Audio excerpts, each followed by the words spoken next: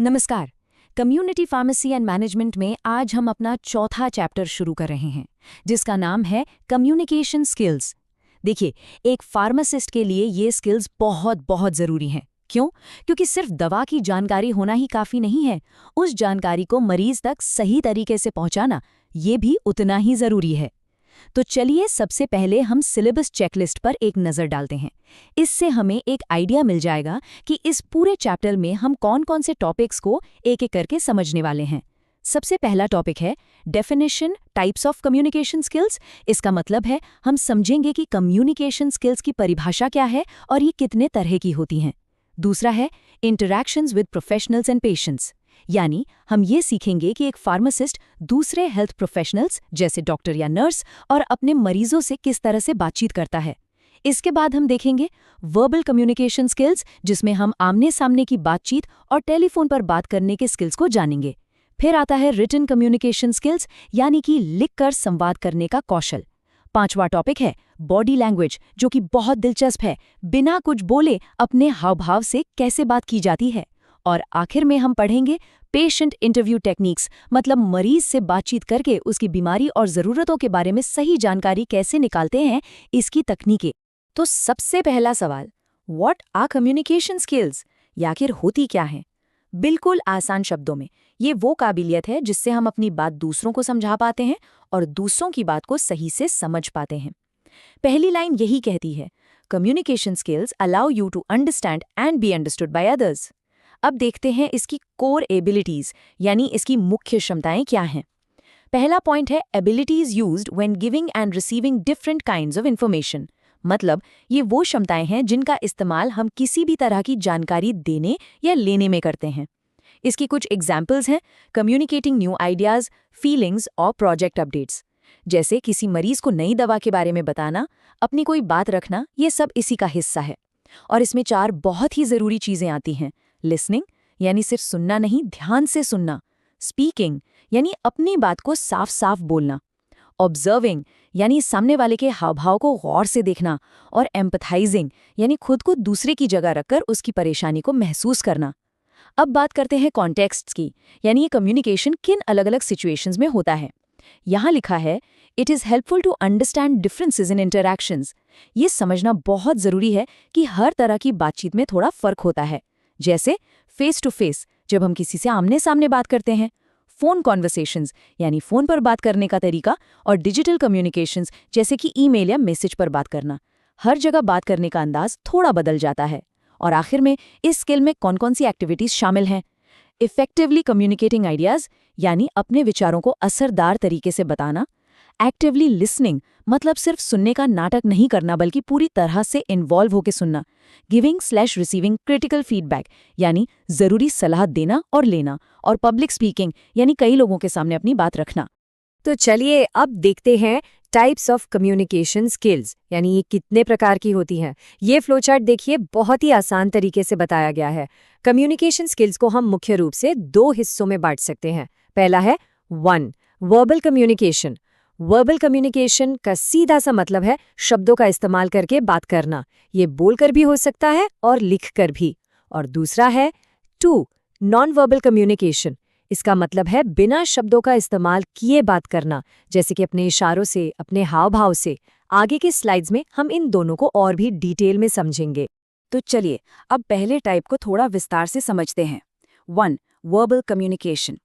पहली लाइन में लिखा है the most basic type of communication skill, यानी ये कम्युनिकेशन का सबसे बुनियादी, सबसे आम तरीका है। दूसरी लाइन कहती है known as communication which we do with the help of words, मतलब इसे उस कम्युनिकेशन के तौर पर जाना जाता है जो हम शब्दों की मदद से करते हैं। इस पूरी प्रक्रिया को इस छोटे से डायग्राम से बहुत अच्छे से समझा जा सकता है। देखिए, एक तरफ है स्पीकर और राइटर, यानी बोलने वाला या लिखने वाला। वो एक मैसेज यानी संदेश को ट्रांसमिट करता है, यानी भेजता है। ये मैसेज पहुंचता है लिसनर और रीडर तक, यानी सुनने वाले या पढ़ने वाले तक, जो फिर उस मैसेज का मतलब समझता है। Make sense of message. ये एक बहुत ही सीधी प्रक्रिया है। और नीचे लिखा भी है everyone uses this type to convey their message to other people, मतलब हम सब, हर कोई अपनी बात दूसरों तक पहुंचाने के लिए इसी तरीके का इस्तेमाल करता है। अब देखते हैं essential verbal skills and context. यानी वर्बल कम्युनिकेशन के लिए जरूरी कौशल क्या है और ये कहाँ-कहाँ इस्तेमाल होते हैं। की स्किल्स में पहला पॉइंट है 1. Ability to listen, understand and respond to what people say. इसे हम एक्टिव लिसनिंग भी कहते हैं। इसका मतलब सिर्फ सुनना नहीं होता, बल्कि सामने वाले की बात को गहराई से समझना और फिर उस पर अपनी प्रतिक्रिया देना होता है। दूसरा पॉइंट है 2. Ability to interpret non verbal communication and respond in a way that encourages continued interaction. इसे इवैल्यूएशन कहते हैं। इसका मतलब है कि बात करते समय सामने वाले के हाव भाव, उसके बिना बोले दिए गए इशारों को समझना और फिर इस तरह से जवाब देना कि बातचीत आगे बढ़ती रहे। अब जरा इस माइंड मैप पर ध्यान दीजिए जिसका टाइटल है वेयर इट अकर्स। ये बताता है कि ये स्किल्स कहाँ काम आती हैं, जैसे ट्रेनिंग सेशंस में, इंटरव्यूज में, प्रेजेंटेशंस में, ग्रुप मीटिंग्स और सेल्स पिचेस में। एक फार्मासिस्ट के लिए ये सारी सिचुएशंस बहुत कॉमन हैं, खासकर जब वो किसी मरीज को दवा के बारे में समझा रहा हो। एक फार्मासिस्ट के लिए मरीजों के साथ वर्बल कम्युनिकेशन शायद उसके काम का सबसे अहम हिस्सा है। इस स्पीच बबल में एक बहुत अच्छी बात लिखी है, if work involves one on one communication, it is helpful to have a gift of gab. इसका सीधा सा मतलब है कि अगर आपके काम में लोगों से सीधे तौर पर बात करना शामिल है, तो आपकी बातचीत करने की कला शानदार होनी चाहिए। ये बहुत मदद करती है। अब सवाल ये है कि मरीज से बातचीत किस चीज़ पर फोकस्ड होनी चाहिए। Conversations need to be focused on identifying and addressing, यानी हमारी बातचीत का केंद्र इन चीज़ों को पहचानने और उन पर ध्यान देने पर होना चाहिए। वो 3 मुख्य एरिया कौन से हैं? पहला, डिजीज, यानी मरीज की बीमारी को ठीक से समझना। दूसरा, प्रिस्क्रिप्शन, डॉक्टर ने जो पर्चा लिखा है उसे और उसमें लिखी दवाओं को सही से समझाना। और तीसरा, other details of patients needs, यानी मरीज की दूसरी ज़रूरतें क्या हैं उन्हें समझना। आखिरी लाइन कहती है, using verbal talents to encourage consultative dialogues will ensure positive patient relations. इसका मतलब है कि जब हम अपनी बातचीत की कला का इस्तेमाल करके मरीजों से एक सलाहकार की तरह बात करते हैं, तो इससे मरीज के साथ हमारा एक भरोसेमंद और सकारात्मक रिश्ता बनता है। किसी भी बातचीत को असरदार बनाने के लिए कुछ खास तकनीकें होती हैं। चलिए इन टेक्निक्स फॉर इफेक्टिव डायलॉग पर एक-एक करके नजर डालते हैं। Number 1, anticipating the concerns of others, यानी मरीज के मन में क्या सवाल या चिंताएं हो सकती हैं, इसका पहले से ही अंदाजा लगा लेना। नंबर 2, आस्किंग फॉर क्लैरिफिकेशन, मतलब अगर कोई बात ठीक से समझ में न आए तो बिना झिझके दोबारा पूछना ताकि कोई कंफ्यूजन न रहे। Number 3, asking open ended questions to stimulate dialogue, इसका मतलब है ऐसे सवाल पूछना जिनका जवाब सिर्फ हाँ या ना में ना हो। इससे मरीज अपनी बात खुलकर बता पाता है।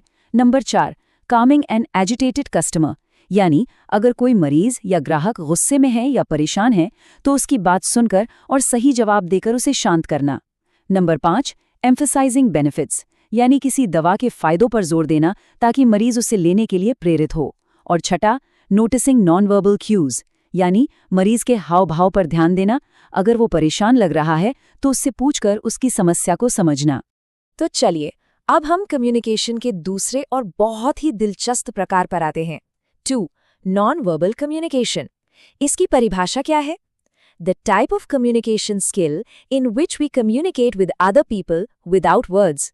यानी ये कम्युनिकेशन का वो तरीका है जिसमें हम दूसरे लोगों से बिना शब्दों का इस्तेमाल किए बात करते हैं। तो यहाँ एक सवाल उठता है, If we are not using words, then how can we communicate?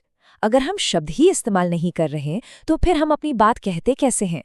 इसका जवाब है We convey our message with the help of, हम अपना संदेश इन चीजों की मदद से पहुंचाते हैं।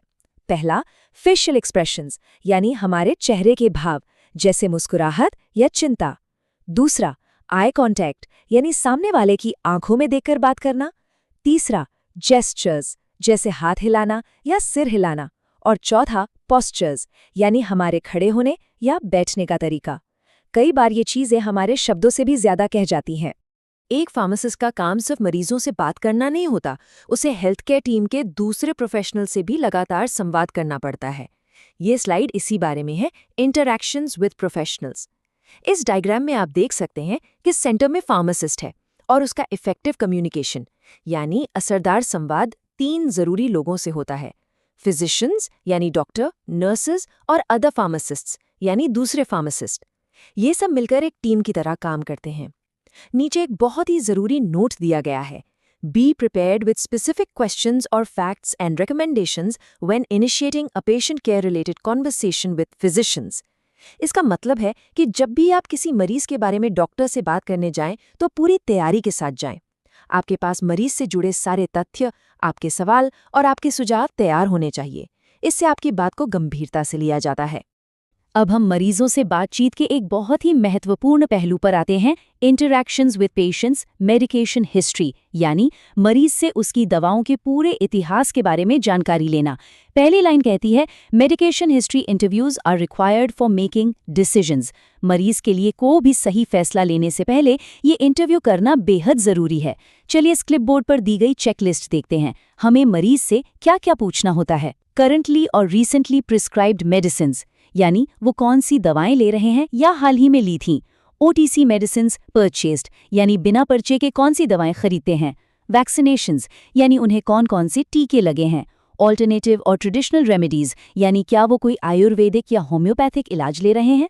Description of reactions and allergies to medicines, यानी क्या उन्हें किसी दवा से कोई एलर्जी या रिएक्शन हुआ है। और medicines found to be ineffective, यानी ऐसी कौन सी दवाएं हैं जो उन पर बेअसर रहीं।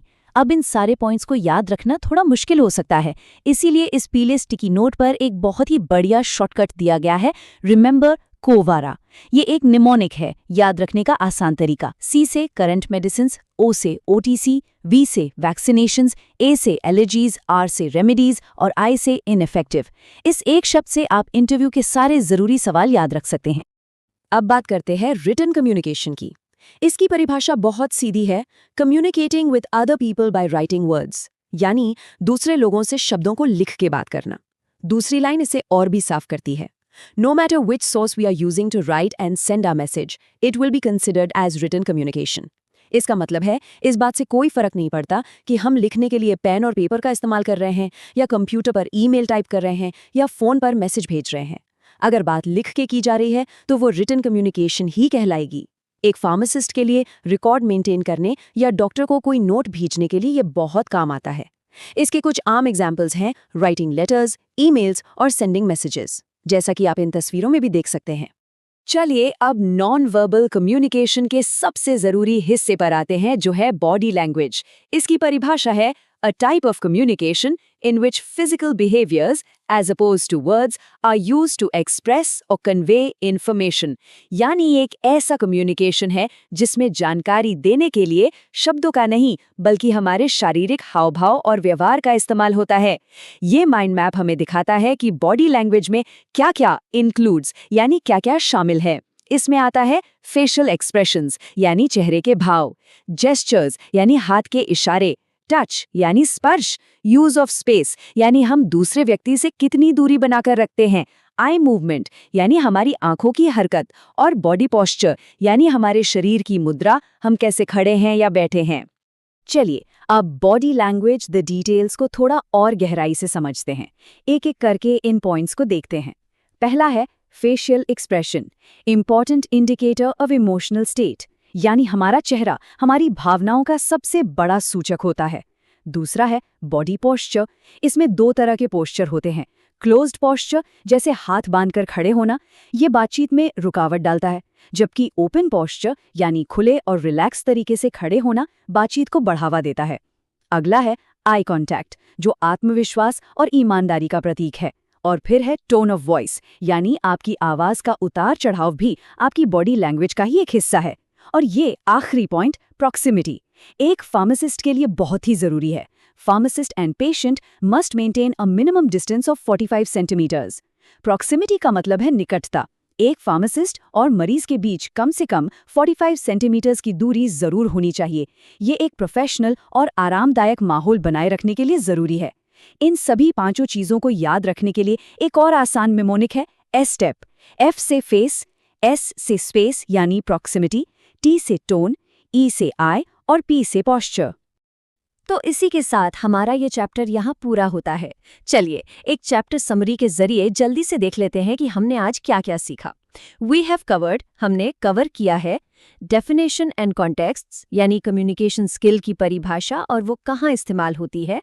वर्बल वर्सेस नॉन वर्बल, यानी शब्दों वाली और बिना शब्दों वाली बातचीत में क्या फ़र्क है। पेशेंट एंड प्रोफेशनल इंटरेक्शंस, मरीजों और दूसरे प्रोफेशनल से कैसे बात करें। मेडिकेशन हिस्ट्री इंटरव्यू, मरीज से दवाओं की जानकारी लेने की तकनीक, रिटन कम्युनिकेशन यानी लिखित संचार, और आखिर में body language and the 45 centimetre rule यानी शारीरिक हाव-भाव और वो 45 सेंटीमीटर का जरूरी नियम। एक बात हमेशा याद रखिएगा, एक अच्छे फार्मासिस्ट के लिए दवा की जानकारी जितनी ज़रूरी है, उतनी ही ज़रूरी उस जानकारी को सही और आसान तरीके से मरीज तक पहुंचाने की कला भी है। उम्मीद है कि इस चैप्टर के सारे कॉन्सेप्ट्स आपको अच्छे से समझ में आ गए होंगे।